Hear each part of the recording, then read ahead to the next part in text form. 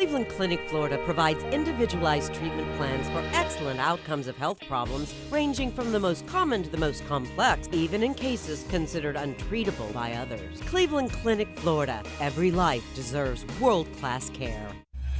I'm appalled at what you said on that pod thing. It's disgusting. This is the After the Show podcast. It's where we get honest and real with yo ass. So sit back, relax, have a blast, because it's time for the After the Show podcast. Yeah, it is. Hello, welcome to the KVJ After the Show podcast.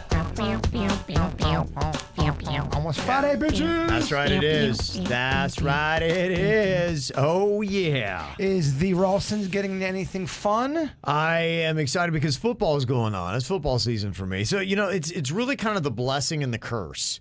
I love football more than anything. That is the blessing. It is just wonderful. I look at the schedule Saturday, and I even get more and more into NFL, and it's just, oh, man, I love it more than anything on planet Earth. So I'm excited about that.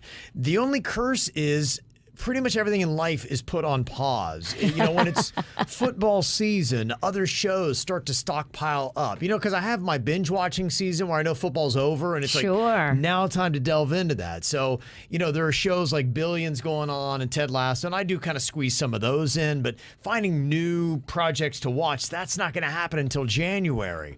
So there's just a lot of things that I'm not going to be doing because I'm like, man, it's football. And for the 3 or 4 months that it's here, I just soak it all up. So blessing and curse, going to be a lot of football this weekend. So we'll see. I always love watching, too. It's one thing that, you know, I bonded with my dad because of college football. And it's something that my son Cannon, my youngest, he's really gotten into. And so we watch games on Saturday, and that's kind of been our thing. Though I got to tell you, he's kind of turned into this TV Nazi where he now takes it so seriously that what games we have on. He brings out all these laptops and all these things, so we have every game on. And I was trying to flip it around because I'm like, well, this game needs to be on the big screen. And he's like scolding me, and he's like trying to run the whole show now. He's at 13. Yeah, we're getting at that age where it's going to be, you know, interesting. I didn't have issues with my son Colin, sweetest kid on planet Earth. And so everything was very smooth there with him. He could have cared less about your football, though. But I see Ken and I are a little bit more in the same groove. But, you know, there's a blessing and a curse to that I'm starting to see that I think we're going to start butting heads on some things. And it's like, okay, now we gotta lay down the law. And he's an athlete, and he's getting to the point where he's getting physical. We played a game of pickup basketball yesterday, and he's getting physical with me. You think he wants to do high school sports? I think so. I think he wants to try to do that. Now we'll see. I mean, because does he contribute enough time to practice and all that? Well, I guess we'll find out. But he's getting stronger. He's getting bigger. He's not yet my height, not yet my strength, but he's getting close. And he's getting to the point where yesterday, you know, and I'm not going to let this little fucker push me around a court. You can't. You know? No, I hope you stuffed the fuck out of him. Well, we both went up for one, and I came down. I clotheslined him coming down. We both hit the floor hard. I mean, you know, so it's all that. And we almost got into a knockdown throwdown. So, I mean, you know, this is going to be an interesting dynamic I didn't have with my older son. Remind him where he came from. Yeah. Where I think we're going to knock each other around a little bit because I'm on the throne, bitch. You better be careful, though, because he's probably got the fighting skills of your wife and the football love of you. This could be bad for you. Yeah, I don't know. Nobody's got the queen's fighting skills. I'm not worried about that. He is her son. Yeah, he is, but no, you're right. Just make sure you're stuffing him right now. Teach him because he's going to get bigger. He's going to get stronger. Yeah. Don't win now when you can. I think he's got a lot more of my nature, and like I said, the Mexican queen, she grew up a little bit different. You know, her dad was very tough with her. She grew up in Joliet is just one of those towns that I mean, man, that whole Chicagoland area, good Lord, those people are tough. Isn't it the same town they did where Rudy's at? Yeah. Yeah, it's tough as fuck there. It is. They shit muscles out there. It's just tough and it is. You grind it's you just struggle. You eat breakfast, you're struggling. Yeah, everything's a struggle. They eat like a bowl of like nails for breakfast. Everything's just a struggle, and they like it sharp. They like it sharpens their personality. Yeah, it really does. So yeah, Cannon I don't think is going to have have that. So we'll see, but it's going to be interesting with that one. I got an email here from Jonathan. He said, the last thing listened to Tuesdays After the Show podcast was when Kevin said that the Mexican Queen hates anything with sauce. I realized most of the things that Kevin said about the Queen seemed to be negative. Thought it was funny that the only good things I know about her is she's tough and seems to be a good teacher. I think it'd be funny if somebody made a list of every fact that has been stated about the Queen. There has been a lot. Well, I'll tell you the one thing about the Queen, and for that, she is also a woman of very strong opinions. And so that's what usually cuts through. And farts. Strong opinions and farts, strong farts. Yeah, things like that. But no, I hope I've laid enough compliments on her about, her sense of humor and fun and her loyalty and things like that. The other thing, too, is you talk about the things that are interesting, that's going to get a reaction from the public. And as a radio person, that's what you're trying to mind out. Yeah. No one wants to hear you gam on about how fucking awesome your wife is for too long. We've done that before. They don't like people it. Be like, shut the fuck up. Shut the fuck up. I'm good. The things that are more Nobody intriguing. cares. She's wonderful to you, wonderful mom, great wife, all that good stuff. But yeah. He also said, I threw a bachelor party for my friends this weekend, and we played Do It, Bitch. Oh. Everybody loved it, and we had a really fun time. The only change that I made was after you lose a point, you had to do a shot of some Tijuana Flats hottest hot sauce. That's great. I love it. Overall, everybody really enjoyed it, and some of the guys said that they would definitely be playing the game with others. Yeah, that's good. I think that's better for an at-home version. That would really slow down a game on the radio to do that after every point. But, the one thing that I did think I am going to add something to the game as a new rule coming up this week, that if you say anything verbally that would give hints about your knowledge on the topic to your partner, you automatically lose that point. I agree. The last week I really saw there was it one too. comment where somebody said, I don't know that. Fuck, I can't do presidents, what? Yeah. And so starting this Tuesday, if you would do that, you automatically just lose the point. We can't have any. You have to sit there stoically, not make faces, not give nods, not give clues. If your partner is the gambler and they're believing you can answer 6 in 10 seconds, you got to go for that. Ralston's right, and it took us a while to kind of get the feel, but I think we finally got it, and it was this last week that I think really kind of got where we need to be. I wish we were smart enough to create a board game or an app for Do It, Bitch. You're looking for that extra green, aren't you? Always. Always looking for that green. Yeah, we can definitely do it. There's no doubt about it. I think it's just, honestly, it's time.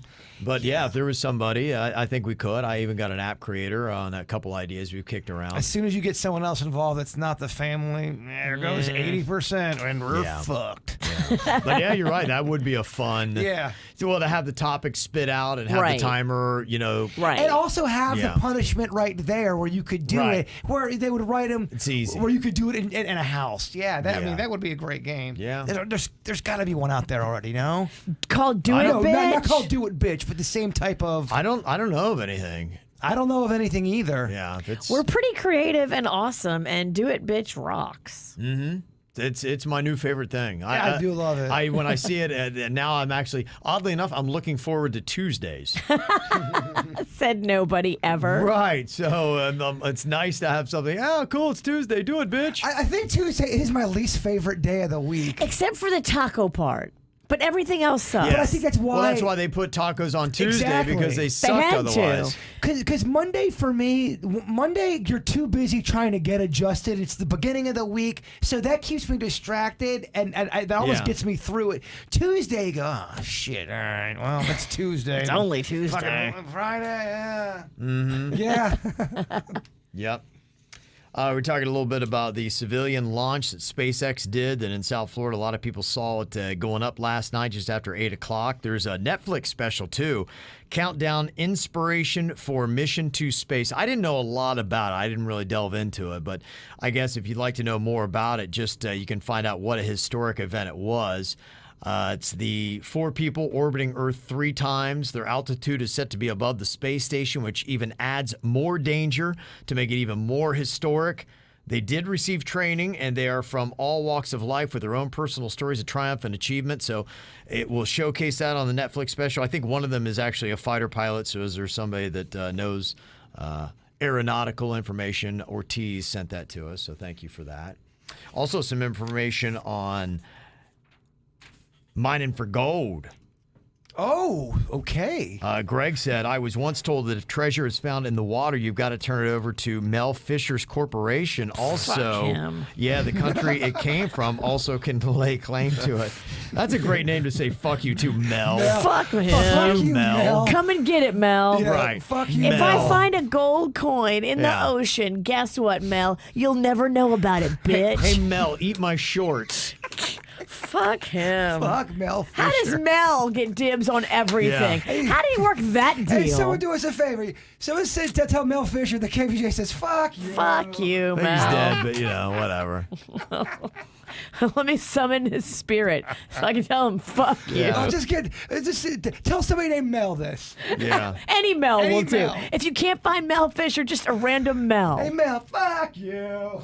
Also, Greg said a couple years ago, some guys found over $60,000 in gold doubloons off Vero Beach in only 6 feet of water. Damn. And did they have to give it back? Well, if they told, if this guy knows about it, that means they called the officials and they told people, if I find 6 feet, if I find all those coins in 6 feet of water, Slow down. What? you'll never fucking know about it, Mel. Holy shit. I'm not telling nobody. Even if I found the treasure and because I'm assuming if you sell it, it might be easy to trace back to you, possibly. No, you said on the black market. I know, but even on the black market, motherfuckers are always rolling over on people. Well, I wear a disguise. I would still keep it. I'd keep it somewhere in my house. Yeah. Display it maybe. Only where the secret club can see it. Secret club. Yes. Okay. Yes. Secret club. He taps on a wall and the wall slides back and reveals his secret treasure room. I wish I had a secret wall or a door. Secret walls are badass. They are bad. Some people buy a house and don't even realize they have one, and they're all of a sudden I drunk know. one night. They're always showing it on TikTok. I bought this house and I had no idea. It's got a secret bedroom and a secret dungeon. I don't believe the ones on TikTok. TikTok is nothing but lies. TikTok ain't nothing but fucking thirst. Take it back. I'll never take it back. Yeah. Thirst trap. Fuck you and fuck Mel. I'm actually kind of surprised you haven't put together your own secret club yet. It just seems like something you're building over there. I mean, you got the house for it. You got the friend group. I mean, all you need is just to really put it together, and you need a name. Like, what was it in the Goonies? Weren't they like a little treasure club? Did they have a name? They were called the Goonies. Goonies for life. The Goonies Never for life. die. Yeah. They're So called that the was it. Goonies. Okay. Maybe we do have a club. Yeah. You need a name and a logo and all that The stuff. I loonies. think it's called the Fucking you and all your crazy loonies. well, friends. your old ass. You're the prunies. Yeah, he already has a secret club. It's The called Goonies, the Loonies, and Prunies. It's called the snack pack. the snack pack. Exactly. Yeah. And they true. are Yeah, weird. That's true. Yeah, that really is. That would be our club. And in Outer Banks, what is it? They have the Pogues. The Pogues and the There are two different groups that they got there too going on in the Outer Banks. Growing up, though, we were I told you guys last week, we were the Camo Club and the Nightmare Club. Oh, right, And we all yeah. had ranks, and it was fun. Being part of a club as a kid was a big deal. Yeah. It was a club of 3 people. It's fun when you have little hideouts and places like that. I mean, I look back when I was a kid in elementary school. I remember there was an area that we had. It was kind of like a little area down in a gully that moonshiners, I think, had used to use because we found a still down there in an old horse trailer. And it was just really cool. It went down. It had this big old fallen tree. It's a huge tree that you could like walk across. I remember we called it Pierogies. I don't know what the fuck that meant, but it was like the little area that some of the older kids in the neighborhood had named. And we always had little hideouts. I remember one time, too, we took some plywood and put it underneath a bridge going over the bridge to the river. And when I went back to Logan, somebody reminded me, like, do you remember Togue Haven? I'm like, Togue Haven? Yeah, that's what we called it because we'd go up there to smoke our stogies and cigarettes. And then he followed up. You remember that place? You want to see a dead body? Yeah, it had that kind of vibe, but that was the fun stuff when you're kids, man. the Pogues and the Kooks. Kooks, okay, yeah. Kooks, that's it. Greg sounded off, too, about Outer Banks, and he said if Jaybird can deal with all the silliness of it, I think he actually might like it. He said, I agree, Bird would love Outer Banks if he can disregard some fundamentals, like when one of the Pogues gets locked inside the house by a guy standing outside, no key. he appeared to turn the lock on an outside door. I was like, wait a fucking minute. Who the hell has the lock outside on the door? I don't like when movies and shows write in convenience. They can't figure out how to move it along, so they all of a sudden... This show. They did that in Star Wars. Yeah, they just dismiss stuff and, conveniently. They did that in the newer Star Wars, I should say. Yeah. Mm-hmm. This isn't Pogues, this is Pierogies. Megan giving you a recommendation for Pierogies in Boynton Beach. If Okay. you never We've heard of them. Okay. Now you've got multiple recommendations to go there. You got to try it. Glad to see the people coming out and supporting they are. pierogies. Yeah. People always letting you know about food. Angie said, I saw that Publix has a new pretzel and chocolate cookie. I want to let you guys know about to try it out. There's a photo there inside the Publix deli. Ooh, can I see that for a second? Yeah, go right ahead. You can take it. I already showed it on KVJ TV. Oh, and those turnovers I love. He wants to take it home so he can jerk off. Oh, yeah. Add my own cream. Oh. Yeah. Can you taste anything? So somehow my air horn is gone. That's all I have. Virginia doing it. So. Awesome. Yeah. It tricks me every time you play that. It sounds so off. Oh, man. Let me see. Got a lot of emails here. People looking for some advice here today. This one said, have you ever had your I quit this job moment? You ever known the moment where you want to quit a job? Like it just wasn't paying enough for the kind of crap you got to do? I had a job that was paying me $9 an hour. I didn't want to work. And the owner of the business got into an argument with this homeless guy. Oh, my. So the homeless guy goes outside of the store, puts both of his legs up around his head, and then proceeds to projectile poop all over the front of the store.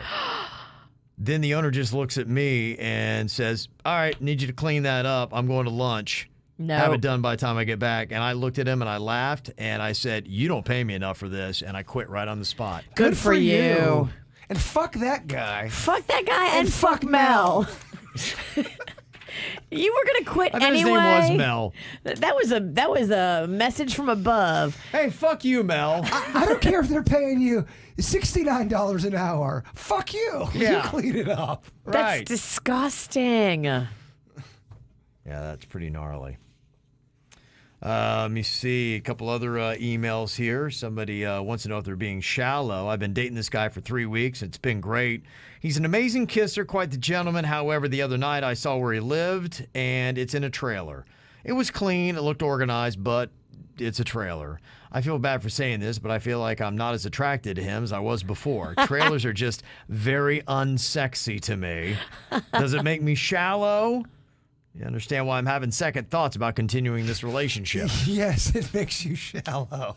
You liked him, he was great, and then you saw where he lived, and you don't like him anymore. Well, that's a part of him. Where he lives is a part of him. What's the difference between being shallow and being particular? I don't know that there's that much of a difference. I mean, just saying you're particular makes it sound like less judgy. Yeah, Okay. you're trying to sugarcoat that you shallow. Look, Yeah.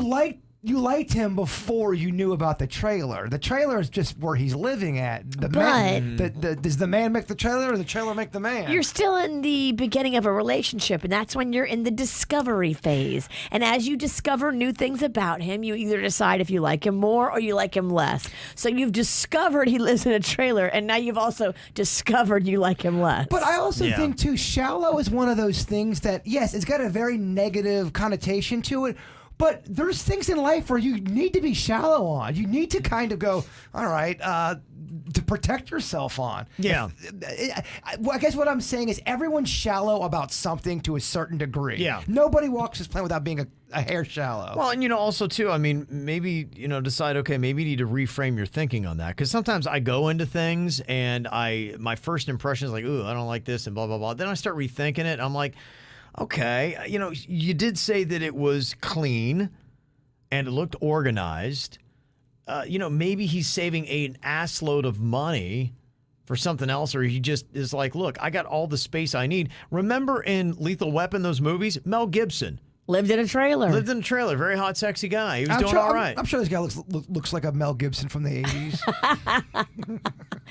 I would maybe just be honest with him and ask him and be like, oh, so I didn't realize you lived in a trailer park in a trailer. Like, what brought you here? But she asked the question, is she being shallow? And yes, she is. But I guess I'm saying we're all shallow to a certain degree.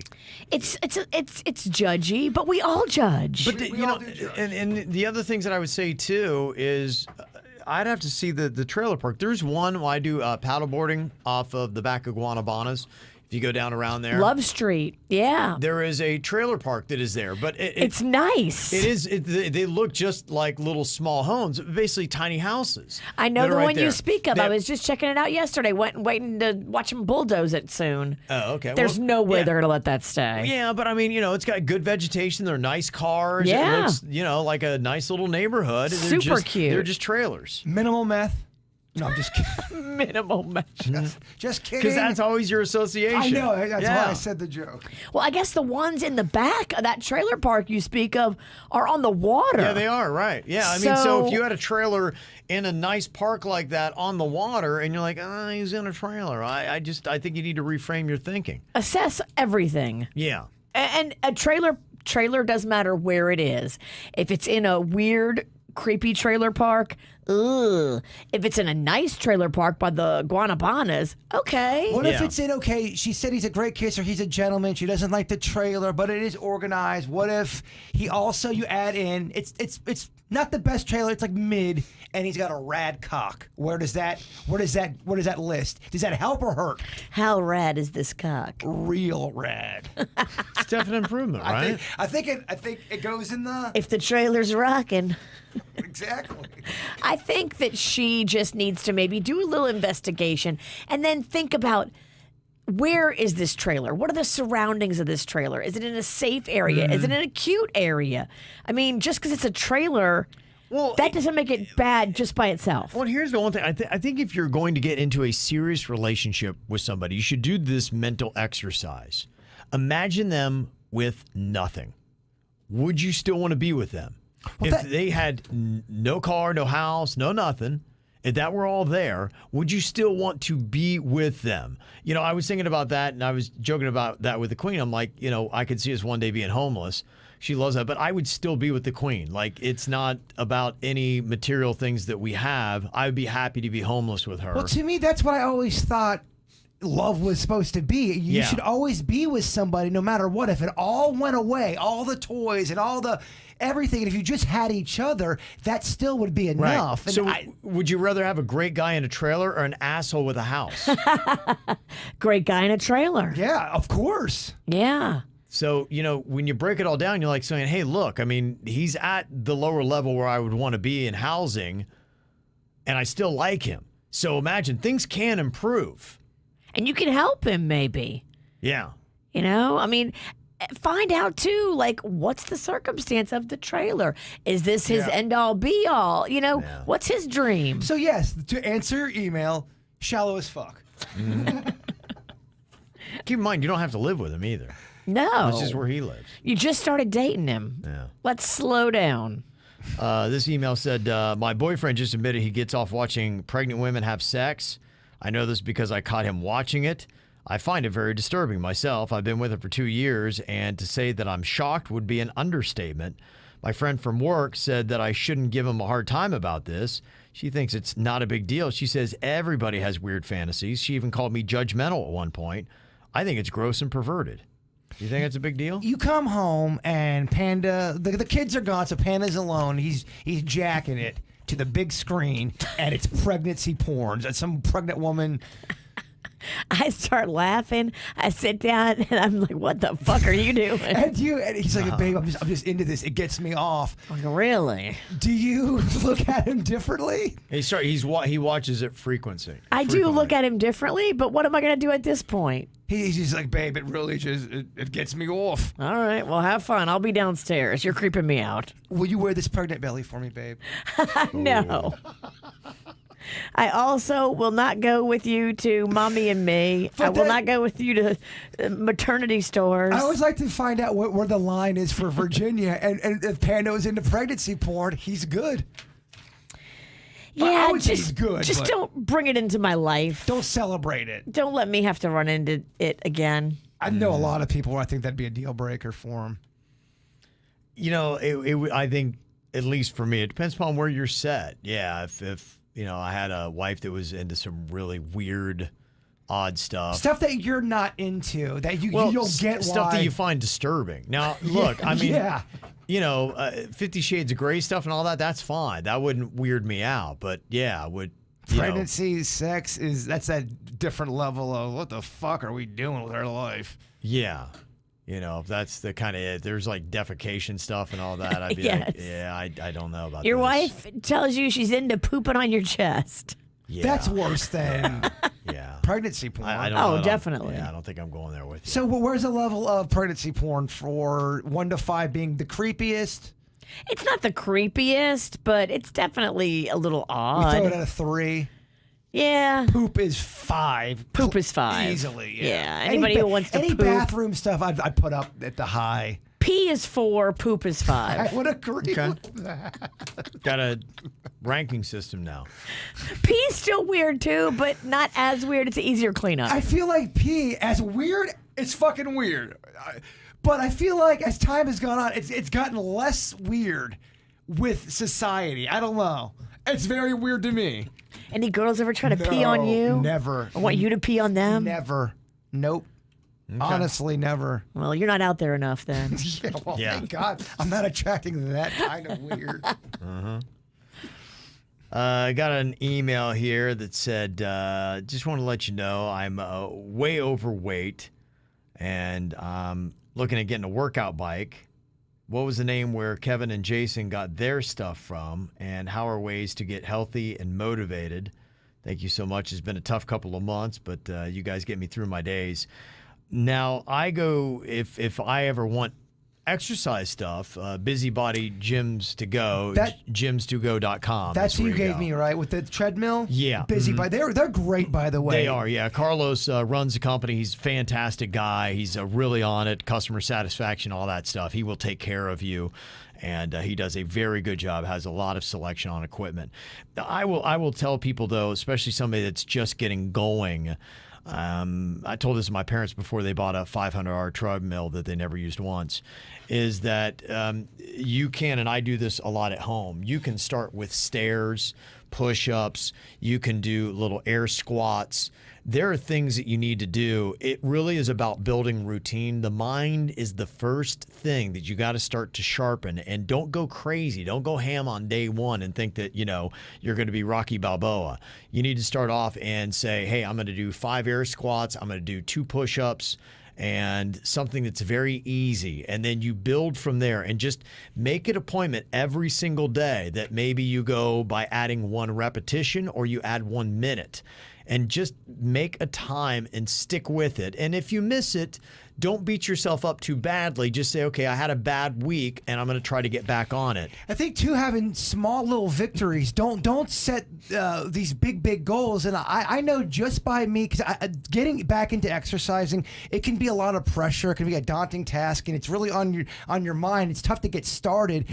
All I did was I said, you know what? Just eliminate 1 thing in your diet that's fucking you over, and it was soda for me, and that's all. I still ate sweets at the time, right? And I just took out soda, and that alone lost me 6 pounds. It's good to do small little things. Don't go crazy. Don't say I got to do it all in one day. First of all, your body's going to be thrown into shock And sore. And you'll be And you can't- depressed and angry. It's not a good way to start. Yeah, so those are my recommendations. Start small, build a routine, make it a habit, because you're not on a diet.